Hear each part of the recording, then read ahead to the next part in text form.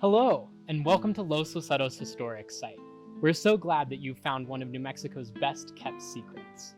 Our site was designated in 2019 by the state legislature, and rather than compacting over 1,000 years of history, including Indigenous, Hispanic, and Anglo narratives, we thought we would start your visit by sharing with you some of the reasons why this place is so important to our local communities. Enjoy.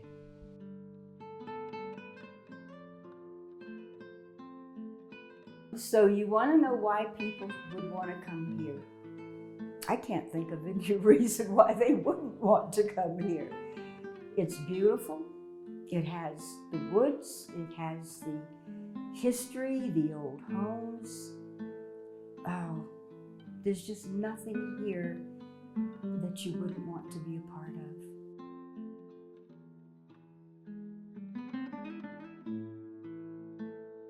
of. Up until this became a historic site, there was no state museum north of Santa Fe. And it was kind of a hidden treasure. And a lot of people never heard about it. Los Luceros provides like this wonderful connection to like all of New Mexico's past. A lot of the people who were here were very different from one another, you know, especially like the Spanish coming in and then the Anglo influences in the 1800s after the United States settled. But really it's just Los Luceros is important because it shows this connection of like human invention and human sentiment through time. Throughout time, this place connects to people of all walks of lives, of all different heritages, with all different backgrounds. Of course, the history goes far back to the indigenous people who lived in the Pueblo of Fiogue and farmed this land, goes through the Spanish coming here, and through Mary Wheelwright, Maria Chabot, George O'Keeffe visiting. There are just so many figures. I think it's important for keeping the history of this area. I think it's important for access to the outdoors for local kids. When we first came here with the Alcalde students, I mean, Alcalde Elementary is like across the street, and yet I think none of the students, or maybe just one or two, had ever been here before. And so for them to be able to run around in this area, to take advantage of the space and the shade and the rich nature was just really, really valuable for them. It's important because of the continuous occupation and the presence of people that have been here since at least the 1350s, different cultures, a place where different cultures have come together. It's important for people to understand their history, where we came from. When you know where you came from, you know where you can go.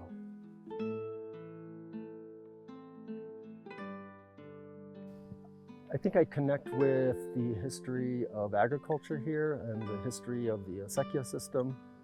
My family they've been in this in New Mexico for many generations, and the history of acequia and the use of acequias to water our crops has a really long, kind of deep meaning for me. So it's just really wonderful to be part of that.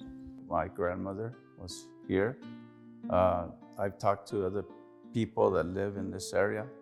They also have connections to the Luceros. I really identify well with Maria Chabot.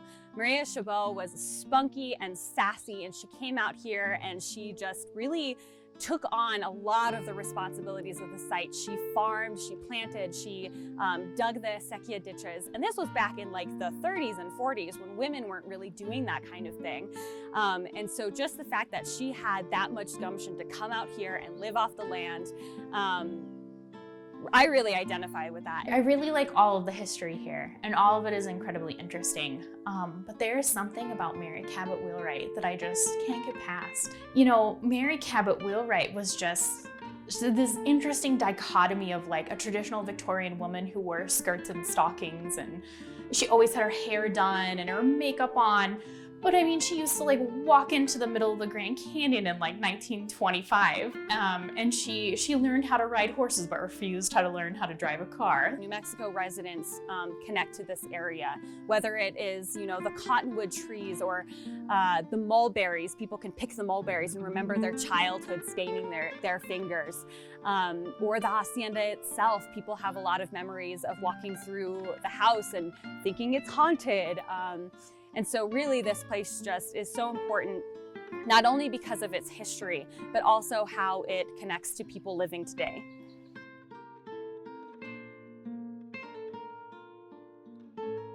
One of my favorite places is down by the river house. There's a log that's down there, and as you sit there or you look, you see the river, you can see the bosque, and as you look upriver, you can see the mountains and just how the river turns. So that's one of my favorite spots. I think the one that I'm kind of obsessed on right now is the chapel, because I'm a researcher in archaeoacoustics, the acoustics of archaeological sites. The chapel has some very interesting acoustics, and just being able to like go into that space and play with sound and just like listen to how sound plays with other people as they come in and leave the chapel. It's, yeah, quite amazing.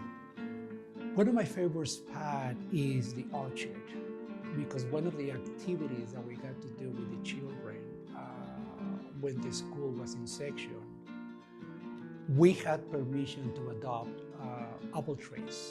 So every family got to put their name on the apple tree.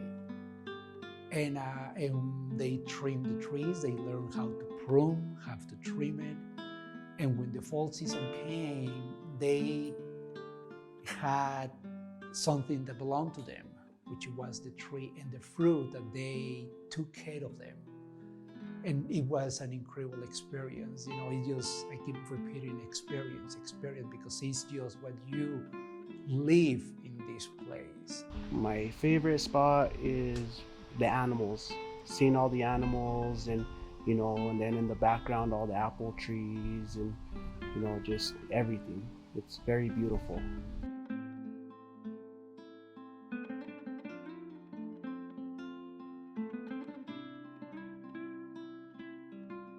I think one of the things that Los Luceros can offer the community is just a place to come and enjoy.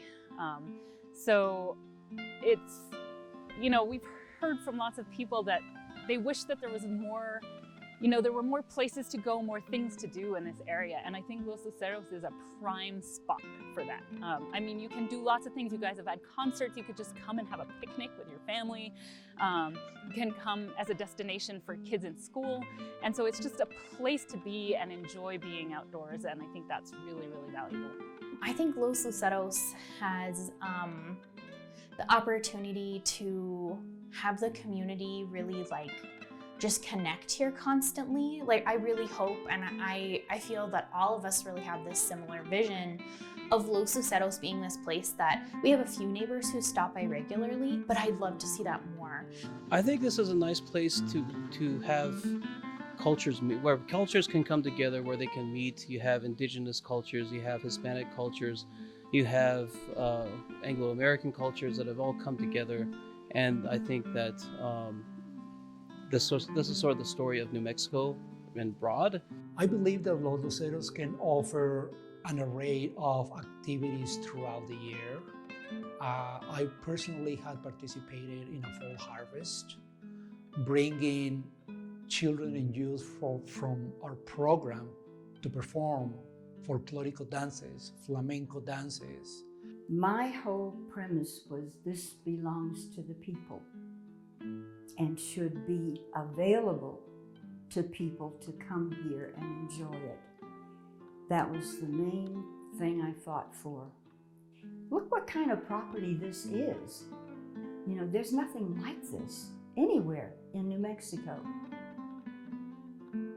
And it needed to be available to people. And it is. Yay! I'm so glad about that.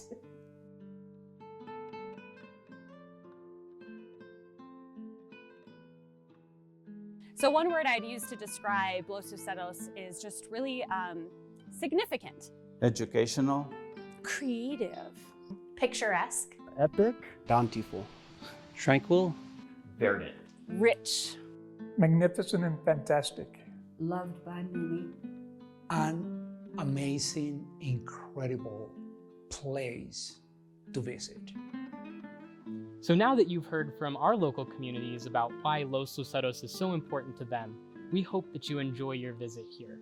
And before you leave, be sure to let us know how Los Luceros impacted you. Thank you.